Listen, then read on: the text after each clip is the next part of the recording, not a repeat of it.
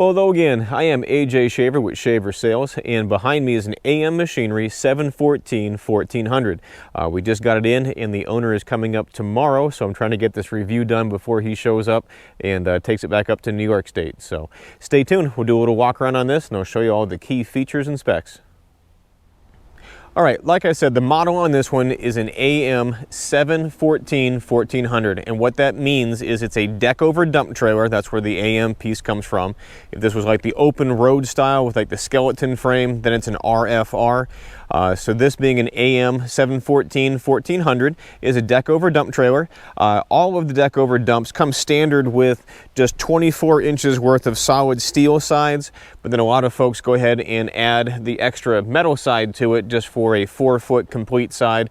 So when you're putting the just debris or firewood or something in it, the 4-foot side really comes in handy. Even our dump trailer that we have for doing the 1-cord firewood deliveries, I've got the 4-foot sides on it as well. Anyway, 714 1400, what do the numbers mean?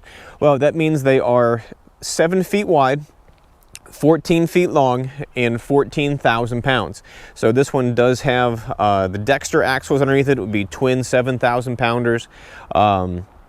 We do have the JMS 170 log loader on it, and what the 170 stands for is 17 feet worth of reach. That's from the center of the trailer out to going curbside is 17 feet, and it does have the standard 48-inch pass-through grapple on the other end of it.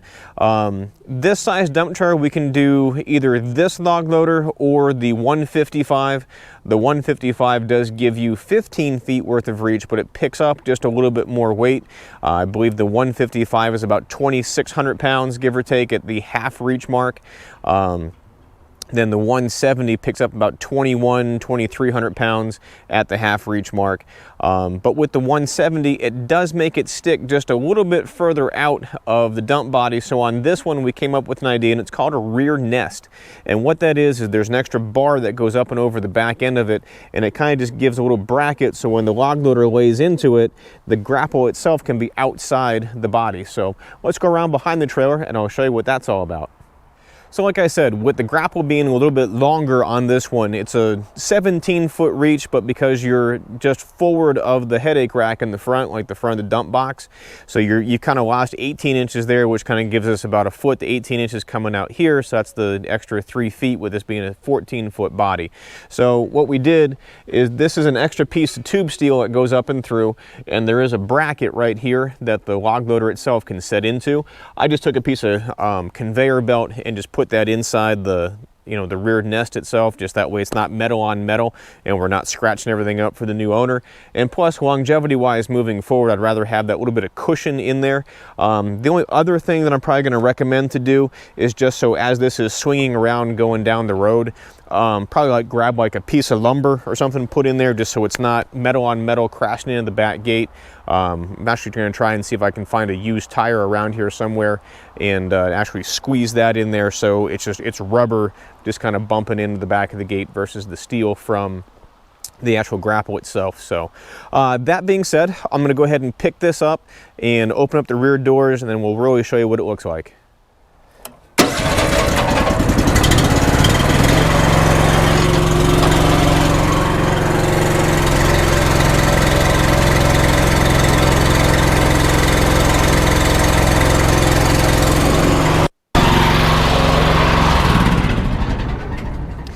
Now on this, the doors do actually latch in the open position. Have our safety chains off here. I'm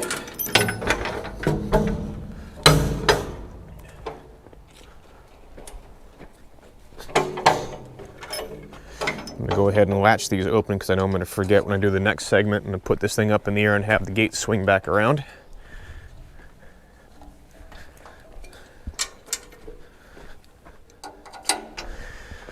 All right, so what it is, this is an extra piece of tube steel that mounts in behind the expanded metal on this.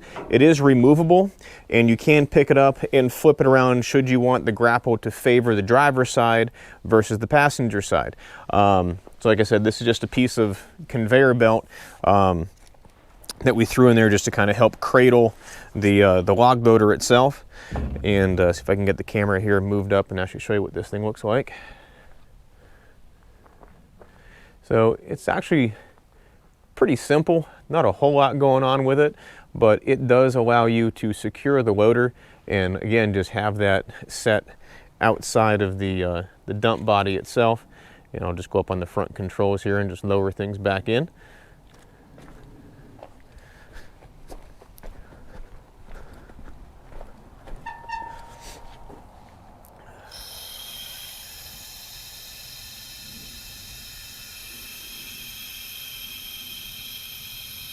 Not going to bring it all the way down because I forgot to put my magical piece of conveyor belt back in there, but I'm going to move the camera up inside and show you what it looks like from up there.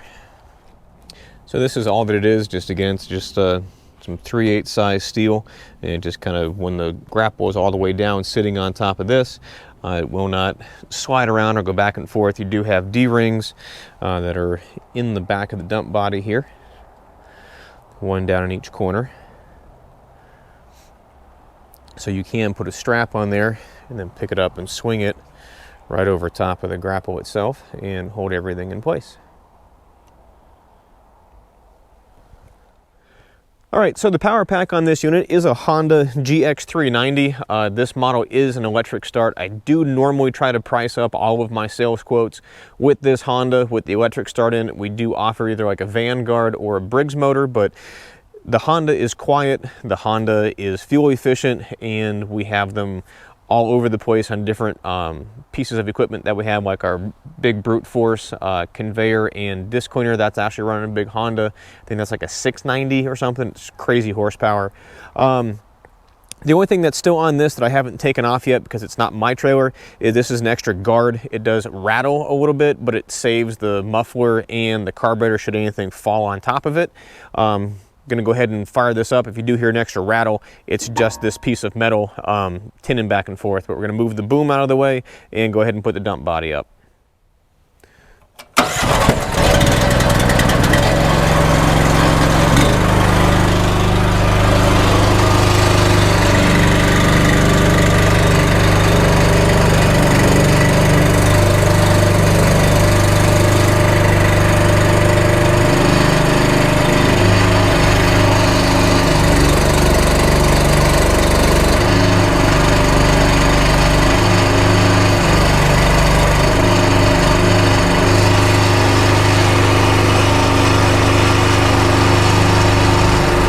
Helps when you go the right way on the controls.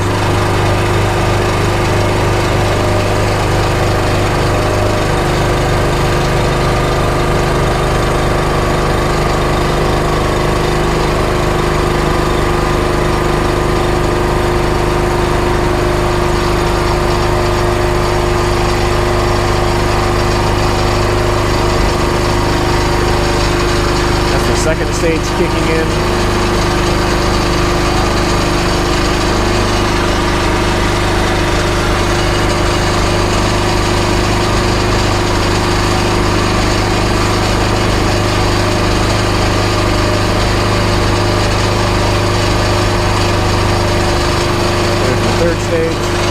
This is only like, I think, the second time that I've put this body up. So we're just trying to get all the fluid into it, get all the air out of it. That's why it has a little bit of a bounce to it.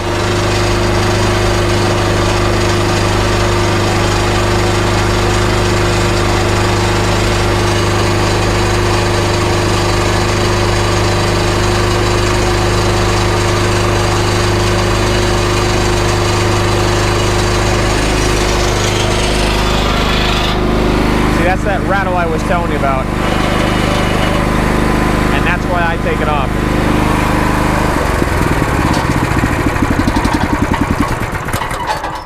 So that's our body all the way up and our loader arm all the way out.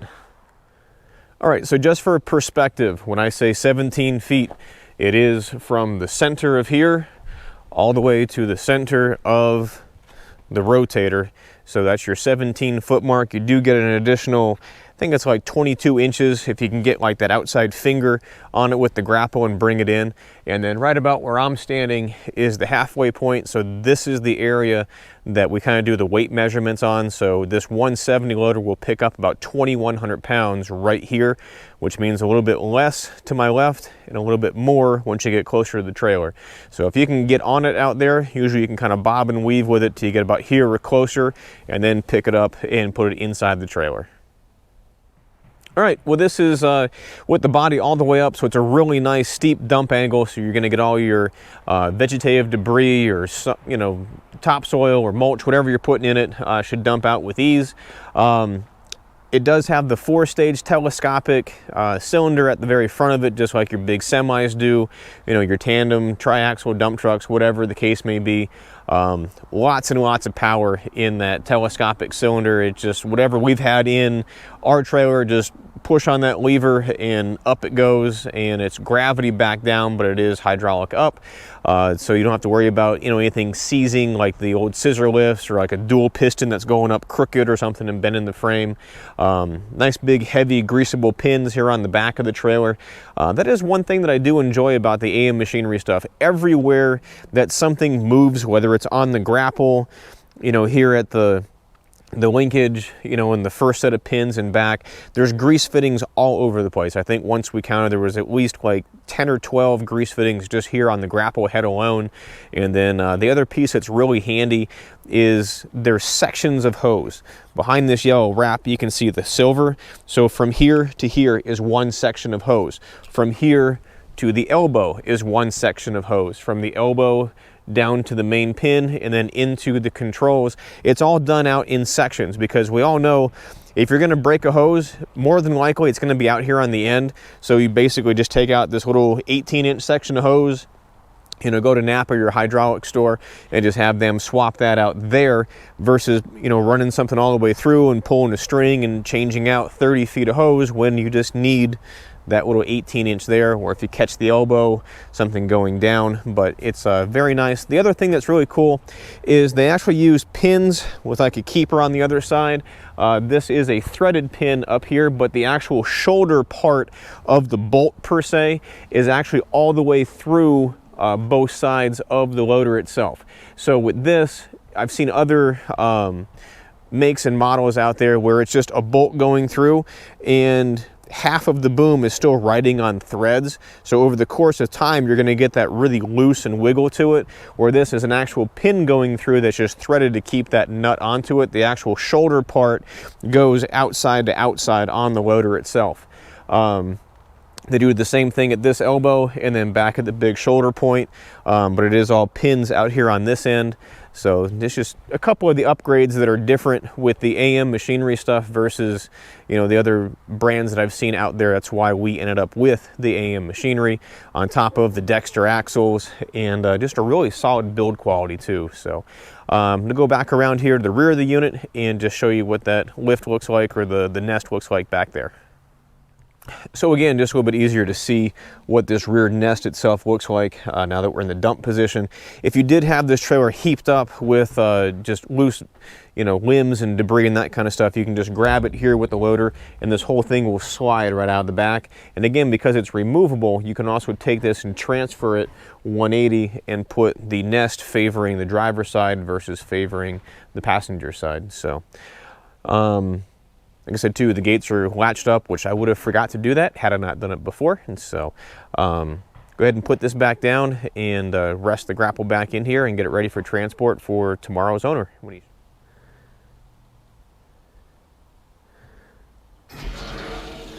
ahead and bring this down. We'll close the gates and bring the grapple back around and rest it up in there.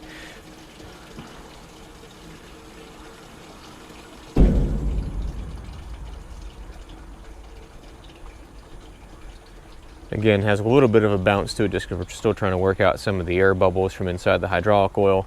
I know my trailer did it a couple of times until we got a real load on there. I think we went out and did those a couple of runs there with about 3 quart apiece on the trailer, and that seemed to really cure the bounce to it. So I'm sure once the new owner gets it back and starts using it, it'll be just fine after the first couple of dumps.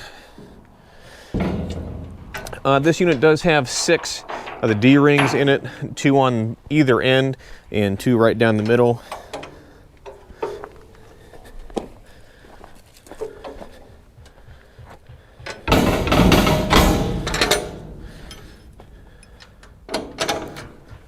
Go ahead and fire this up. I did find a spare tire, so we'll see how this all works together here.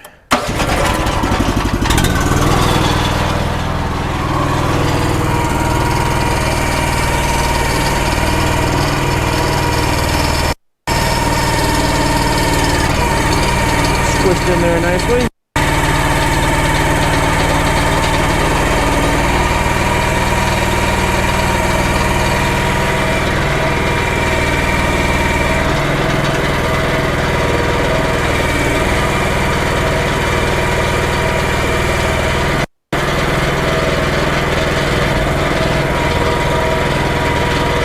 Knock my belt piece out of the way. And there it is. Let's see how we did. Nice. So as the grapple moves and swings, there'll just be a nice rubber against the back versus the metal clanging back and forth in there. So that's how we're going to do this one. I'll see if I can find a big piece of oak and throw that in the grapple and just kind of work some things around. Just give you the side shot view here.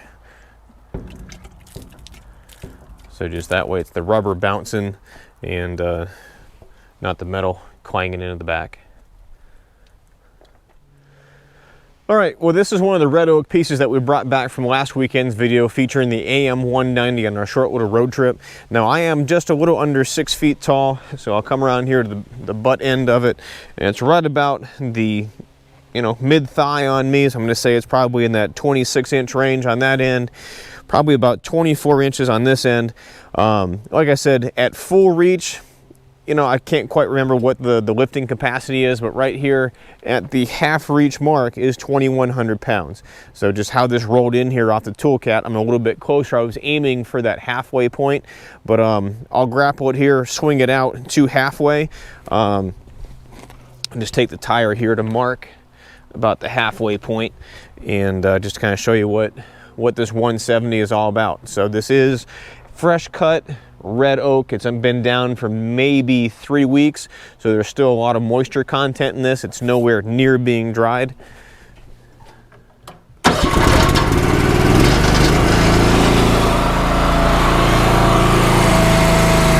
that's at full reach all the way out. Half reach kind of happens right about there. Swing towards the front just a little bit so I can get centered on the log.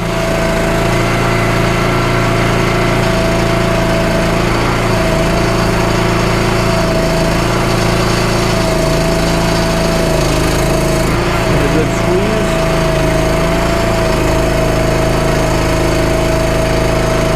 It's heavy, but she's doing it. All right, we're about 3 feet off the ground.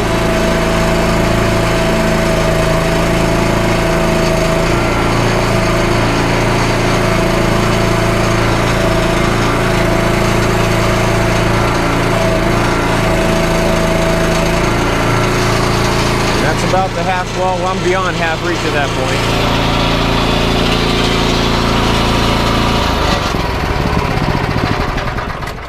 Well, with the sunlight quickly fading behind me, I'm going to call this one a wrap, but as you can see, this is what the JMS 170 will do. It's been holding it great even through a battery change out, and so lastly, this is the AM714 1400. Upgrades on this are the 170 loader itself. It should be a 155 for a shorter reach, about a few $100 difference between the two. The Honda GX390 with the electric start, the 24 inches worth of expanded metal, that optional rear nest that lets us store the grapple outside the trailer.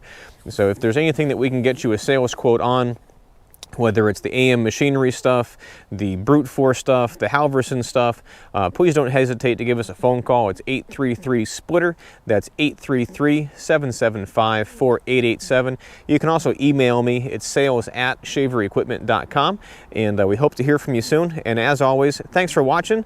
I'm AJ Shaver. We'll catch you next time. Thanks for watching. Again, because I repeated myself. Again, I've been working on the close for this video for literally, probably 8 different takes. So I think with this one, we're finally going to close it because I'm out of daylight. Thanks for watching.